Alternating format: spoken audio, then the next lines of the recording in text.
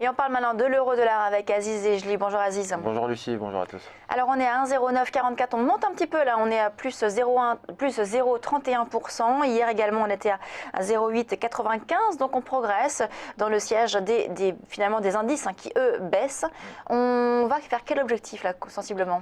Écoutez Lucie, c'est vrai que si on regarde l'euro-dollar sur un horizon un peu court, on a deux niveaux qui sont assez importants. C'était les 1,0940 qu'on a dépassé désormais puisqu'on évolue aux alentours des 1,0942. Et puis on a un objectif en intraday qui peut être les 1,0980. Globalement, ce qu'on peut dire sur l'euro-dollar, c'est que depuis le dépassement des plus hauts d'hier, c'est-à-dire les 1,0940, on s'ouvre une perspective haussière. Ça va en ligne de mire avec ce que font les indices. On a vu les indices asiatiques décrocher dans la nuit. On a vu effectivement hier le S&P et les indices américains tenter un rebond sans réussir à conserver cette orientation. Du coup, ce qu'on remarque sur l'euro-dollar, c'est qu'on est en train, vous le voyez à l'écran, de revenir chercher cette polarité sur les plus hauts d'hier aux alentours des 1,0940. Je pense que si on arrive à conserver cette polarité et que si on arrive justement à rebondir sur ce seuil, ça peut être un seuil assez intéressant pour ouvrir des positions acheteuses avec les objectifs que je venais de vous citer à 1,0980, donc en ligne de mire avec un objectif intermédiaire aux alentours des 1,0960. Mais globalement, on voit bien que la corrélation inverse entre les indices et l'euro-dollar se poursuit en ce début d'année. Globalement, on revient sur les hauts, sur le haut du range aux alentours des indices.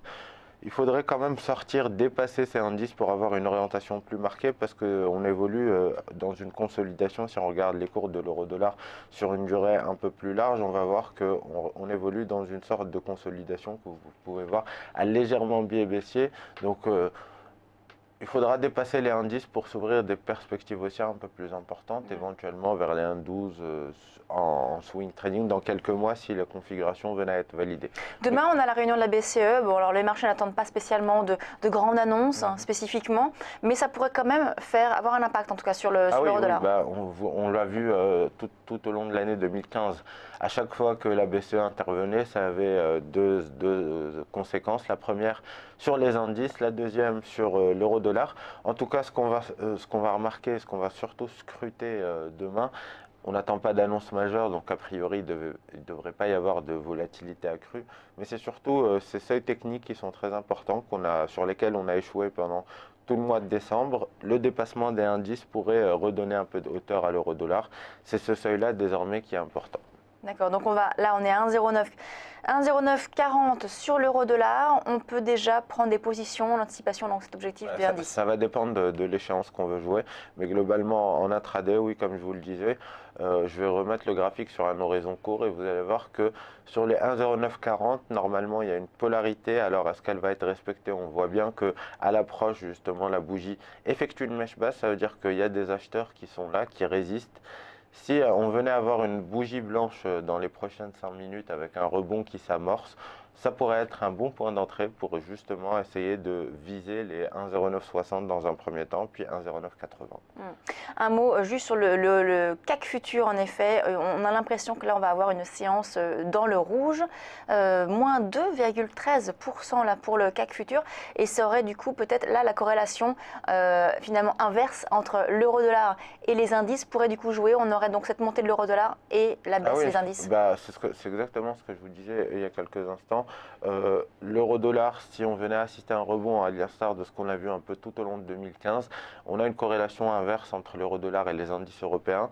Quand l'euro progresse, les indices baissent et vice-versa.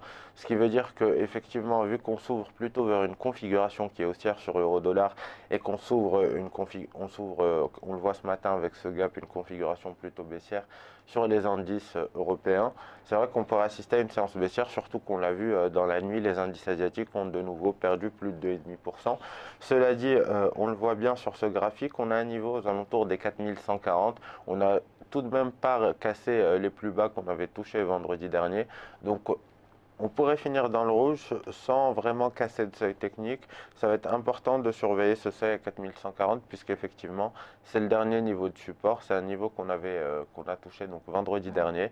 Si on venait à l'enfoncer, là encore on aurait du souci à se faire puisqu'on s'ouvrirait un nouveau potentiel baissier en direction peut-être des 4000 points. On y reviendra justement de toute façon sur ces indices tout à l'heure avec vous.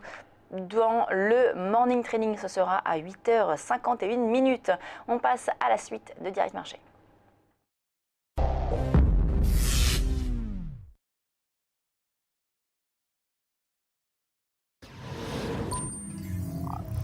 Ah, le futur. Ici, tout est tellement plus rapide. Là, je peux ouvrir un compte bancaire directement à la voix. Lu et approuvé, Nathan Lefebvre. Dans le futur, on anticipe. Pour tout. Tiens, c'est ma banque qui me prévient que j'ai de l'argent qui dort, et moi, je choisis où le placer. Mais bon, on est bien d'accord, hein. Tout ça n'existe pas encore. Ma banque, elle existe déjà. Boursorama Banque, la banque en ligne avec vous. Et en ce moment, 80 € offerts.